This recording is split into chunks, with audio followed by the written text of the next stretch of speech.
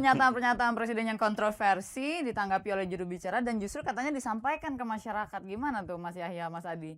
Ya kalau Masyarakat jadi makin bingung mungkin maksudnya gitu. iya, yang saya rasakan sih bahwa saya merasa saya sudah memahami perspektif Gus Dur mengenai berbagai masalah itu. Bagaimana posisi beliau dan bagaimana perspektif beliau di dalam memandang masalah.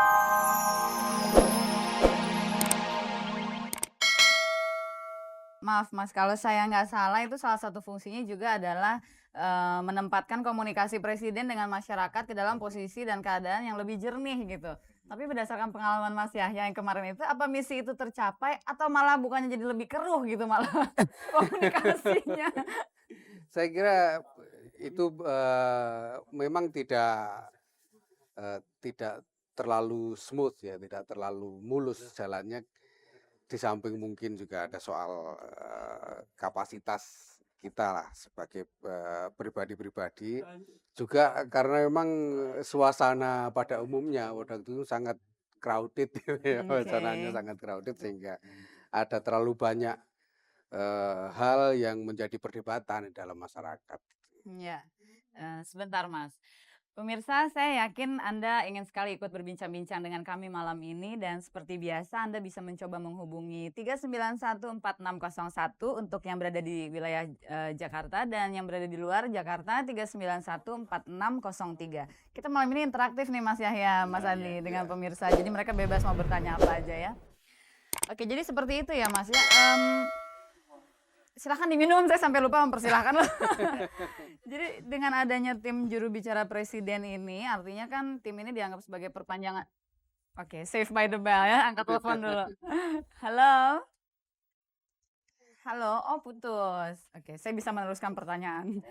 Artinya kan tim ini menjadi perpanjangan lidah dari presiden gitu. Tapi dengan kapasitas waktu yang sangat sedikit untuk saling berkomunikasi, apa peluang untuk terjadi misinformasi kepada masyarakat atau pers bukannya jadi malah semakin terbuka lebar? Tapi pengalaman saya sih justru enggak ya, karena itu tadi yang dibaca oleh Gus Dur ini kan orang-orang yang punya pikiran-pikiran begini, jadi begitu mendengar ini bisa langsung kompak tanpa harus koordinasi. Paling kalau pas saya ada sama Gus Dur tadi paling saya telepon Pak Wimar atau Mas Jaya, tadi Gus Dur ngomong gini-gini udah. Jadi nah ini persoalan ini sekarang ini kan era informasi, percepatan teknologi komunikasi. Jadi kalau ada peristiwa apa saja udah sampai ke masyarakat dan masyarakat ingin tanya apa sih reaksi presiden. Nah itu hal-hal itulah yang menjembatani antara pemerintahan dengan masyarakat. Kalau dibandingkan dengan sekarang ada peristiwa apa, masyarakat menunggu bagaimana sih sikap pemerintah, nggak ada. Kalau dulu langsung cepat malam ini terjadi, besok pagi sudah bisa keluar di media. Gitu. Mungkin juga karena ini kita sudah nangkep paradigmanya lah gitu ya kira-kira. Jadi sistem berpikirnya seperti apa ini kita sudah sedikit banyak nangkep sehingga semuanya kita kembalikan ke situ. Tapi kan Mas pada saat menghadapi pers, apalagi Mas Adi nih bekas wartawan, ngadepin teman-teman sendiri kali ya. Pada saat menghadapi pers, oke kita angkat telepon dulu. Halo, halo selamat malam. Dengan siapa ini Pak dan dari mana? Pak Alex dari Banjarmasin. Silahkan, ada Mas Adi Mas Ardi, ada Mas Yahya Stakuf. Mohon maaf Pak, suaranya boleh lebih keras sedikit. Iya, bisa. Iya, silahkan.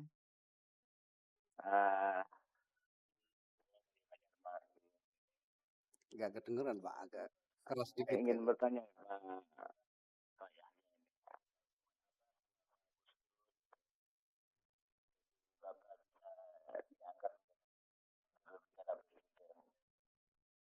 saja Pak, selamat malam. Oke, terima kasih banyak Pak, selamat malam. Jadi hubungannya sebetulnya hubungan apa sih kok jadi tiba-tiba Mas Yahya yang diangkat jadi juru bicara? Aduh, kaget saya.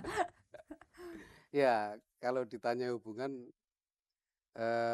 saya sendiri adalah santri di pesantren ya, mungkin berasal dari lingkungan yang sama lah, dari sama-sama NU. Dan kemudian saya memang ketika diangkat menjadi juru bicara presiden pada waktu itu, saya sedang menjabat sebagai salah seorang pengurus PKB. Oh ya. Mungkin itu salah satu pertimbangan untuk Gus Dur mungkin memilih. berarti mungkin selama ini Gus Dur memperhatikan gerak-gerik dari para orang-orang yang dipilih jadi jubirnya ini ya.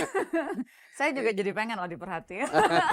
Siapa tahu sih bisa jadi juru bicara juga di kemudian hari ya nggak sih Mas? Kan belajar dari mas-mas sekalian. Oke, kembali ke pertanyaan saya tadi. Pada saat menghadapi wartawan, itu kan kita tidak pernah bisa menduga kira-kira pertanyaan-pertanyaan apa yang akan muncul dari mereka. Nah, tentunya jawaban yang harus disampaikan kan mungkin harus selaras dengan apa yang dimaksud oleh presiden. Iya. Nanti bisa dijawab kali ya Mas ya. Halo, selamat malam. Dengan siapa ini? Dengan Binoto dari Hutan Kayu. Oh, mohon maaf suaranya boleh lebih keras sedikit? Binoto. Pak Winoto dari Hutan Kayu. Ya. Oke, silakan sama Mas Adi atau Mas Yahya. Ya, ini saya mau tanya Mas, pengalaman dulu kan katakan memberikan keterangan ya. Ada suatu masalah, terus antara juru bicara bahasanya tidak sama gitu.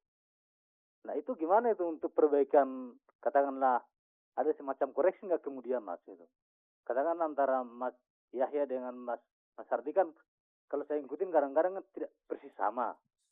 Nah, untuk kabarnya untuk menyamakan persepsi di kemudian kalau ada masalah muncul terhadap satu penafsiran gitu gimana itu Mas untuk menyamakan laporan sama Gus Durnya gitu. Iya, oke. Terima kasih banyak Pak. Kita kasih kesempatan ya.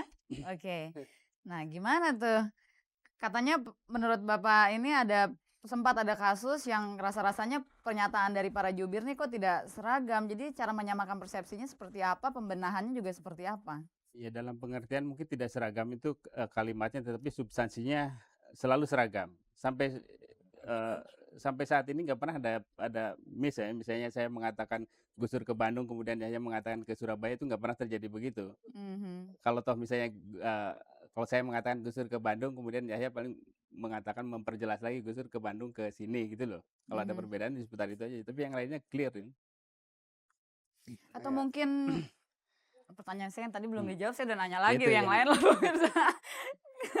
Yang untuk wartawan ya itu yang kita juga nggak ngerti. Kita selalu siap ditanya apa saja Oleh wartawan. oleh wartawan, oleh siapapun. Bahkan kadang-kadang di dalam forum-forum debat itu saya nggak pernah, kalau saya yang diundang di perdebatan itu, saya nggak pernah tanya nih topiknya apa. Pokoknya saya datang aja dulu. Datang aja gitu ya. Karena kita kan sudah dapat masukan banyak sekali. Ya, sebentar Mas Adi.